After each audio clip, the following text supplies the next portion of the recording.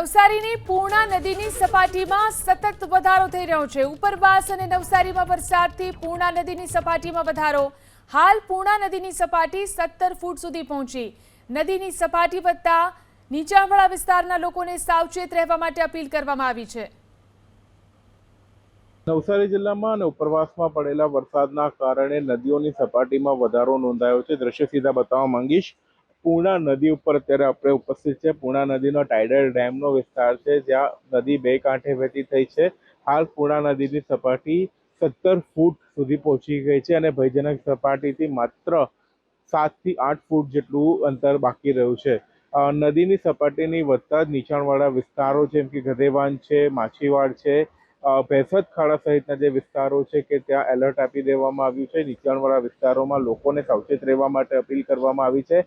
નવસારી જિલ્લામાં સતત વરસાદ હજી પણ યથાવત છે। ખાસ ઉપરવાસમાં પણ વરસાદ વધારે છે, જેના કારણે આ પરિસ્થિતિનું નિર્માણ થયું છે। નવસારી જિલ્લામાં આ તમામ પરિસ્થિતિને પહોંચી વળવા વહીવટીતંત્ર કામે લાગ્યું છે। સતત નદીઓની સપાટી ઉપર નજર રાખવામાં આવી રહી છે। એસડીઆરએફની ટીમ તૈનાત કરી દેવામાં આવી છે અને નદીની સાથે જે નીચાણવાળા વિસ્તારો છે ત્યાં પણ લોકોને સાવચેત રહેવા માટે અપીલ કરવામાં આવી છે। નવસારી જિલ્લામાં અત્યારે પણ વરસાદ ચાલુ છે। ધોધમાર વરસાદના કારણે નદીઓની સપાટીમાં વધારો નોંધાયો છે અને ખાસ કરીને નીચાણવાળા વિસ્તારોમાં લોકોને સાવચેત રહેવા માટે વહીવટીતંત્ર દ્વારા કહેવામાં આવ્યું છે। Siddhesh Joshi, ABP news, Navsari. તો નવસારી શહેર પર ઘેરાયું પૂરનું સંકટ।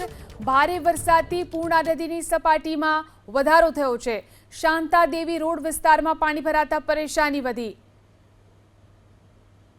નવસારી શહેર અને ઉપરવાસમાં પડેલા વરસાદના કારણે નવસારીનું જનજીવન તો પ્રભાવિત થયું છે। શહેરમાં મુસળધાર વરસાદ વરસી રહ્યો છે, તો બીજી તરફ ઉપરવાસમાં પડેલા વરસાદના કારણે પૂર્ણા નદીની સપાટી વધી ગઈ છે।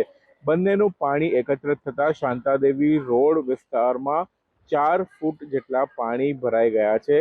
દ્રશ્યો જે પ્રમાણે દેખાય છે, શાંતાદેવી રોડ સૌથી નીચાણવાળો વિસ્તાર। અત્યારે તમામ દુકાનો બંધ છે। લોકોના ઘરો સુધી પાણી પહોંચી ગયા છે। કેટલીક દુકાનો સુધી પાણી પહોંચી ગયા છે। આ આખો રોડ અત્યારે બંધ કરી દેવામાં આવ્યો છે। લોકોને સાવચેત રહેવા માટે અપીલ કરવામાં આવી છે। લોકોને નદી કિનારે ન જવા માટે અપીલ કરવામાં આવી છે। શાંતાદેવી રોડ સૌથી વ્યસ્ત વિસ્તાર છે અને આ જ વિસ્તારમાં મોટાભાગના હીરાના કારખાના પણ આવ્યા છે, પરંતુ અત્યારે જળબંબાકારની પરિસ્થિતિનું નિર્માણ થયું છે। લોકોએ પોતાના વાહનો સુરક્ષિત જગ્યા ઉપર મૂકી અને પોતાના ઘરે ઉપર પહેલા માળે અથવા કોઈ સુરક્ષિત જગ્યાએ જવા માટે મજબૂર બન્યા છે। નવસારી જિલ્લાનું વહીવટીતંત્ર તમામ પરિસ્થિતિ ઉપર નજર રાખીને બેઠું છે। મહત્વની વાત એ છે કે જો પૂર્ણા નદીની સપાટી 23 ફૂટ વટાવી જશે તો આ વિસ્તારની હાલત સૌથી ખરાબ બનશે। Siddhesh Joshi, ABP news, Navsari. તો ભારે વરસાદથી નવસારી શહેર પાણી। નવસારીના પૂર્વ અને પશ્ચિમ વિસ્તારમાં જળબંબાકાર। નવસારી શહેરના 30% માર્ગો પાણીમાં ગરકાવ। નવસારી શહેરમાં મેઘરાજા મન મૂકીને વરસી રહ્યા છે। મુશળધાર વરસાદના પગલે શહેરના હાઈટ ઉપરથી આપણે દ્રશ્યો બતાવવાના દર્શકોને પ્રયાસ કરીશું। આ નવસારી શહેરનો પૂર્વ અને પશ્ચિમ વિભાગનો અત્યારે આ દ્રશ્યો દેખાઈ રહ્યા છે કે જ્યાં માત્ર ઘણા વિસ્તારોમાં પાણી ભરાવાની શરૂઆત થઈ ગઈ છે। પાણી જ પાણી દેખાઈ રહ્યું છે। મારા બીજી તરફ રેલવે સ્ટેશન નજીકનો જે પૂર્વનો ભાગ છે એ પણ તમને બતાવવાના પ્રયત્ન કરીશ।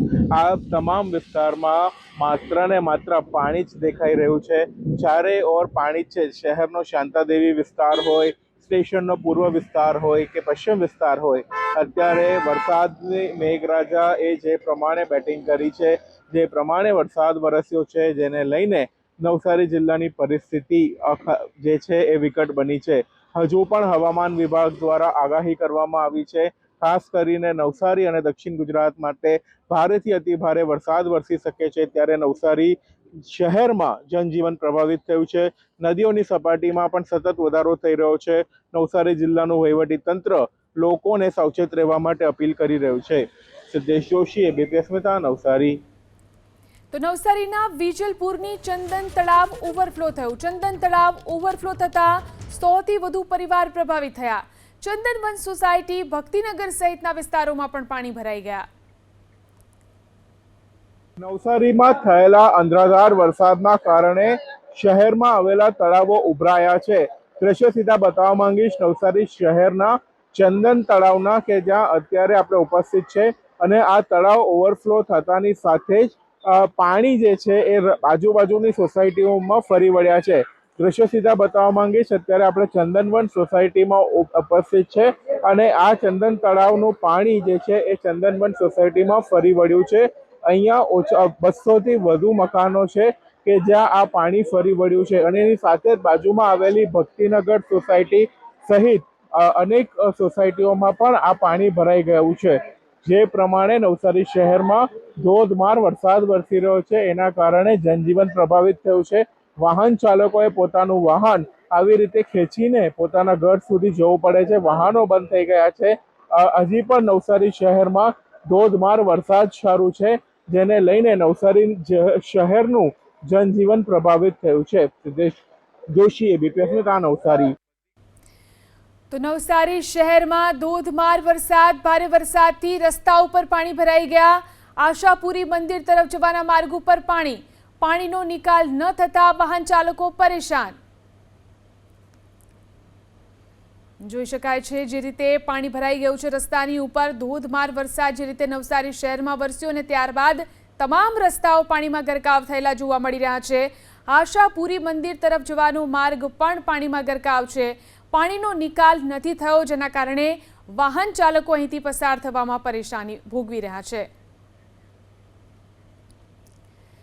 તો નવસારીમાં જન ઔષધિ કેન્દ્રમાં પણ પાણી ભરાઈ ગયા. આશાબાગમાં પ્રધાનમંત્રી જન ઔષધિ મેડિકલ સ્ટોરમાં પાણી ભરાયા.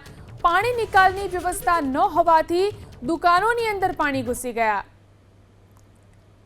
દુકાનોની આ સ્થિતિ છે, જોઈ શકાય છે દુકાનની અંદર કેટલું પાણી જોવા મળી રહ્યું છે. જન ઔષધિ કેન્દ્રમાં આ રીતે પાણી ભરાઈ ગયું છે. આશાબાગ વિસ્તારમાં પ્રધાનમંત્રી જન ઔષધિ મેડિકલ સ્ટોરમાં પાણી ભરાઈ ગયું. પાણી નિકાલની વ્યવસ્થા નથી, જેના કારણે દુકાનોની અંદર આ રીતે પાણી ઘૂસી ગયું છે. દુકાનોમાં પાણી ઘૂસી ગયું છે અને લોકોને ભારે નુકસાનનો સામનો કરવો પડી રહ્યો છે. જોઈ શકાય છે જન ઔષધિ કેન્દ્રના દ્રશ્યો કે જ્યાં પાણી ભરાયું છે.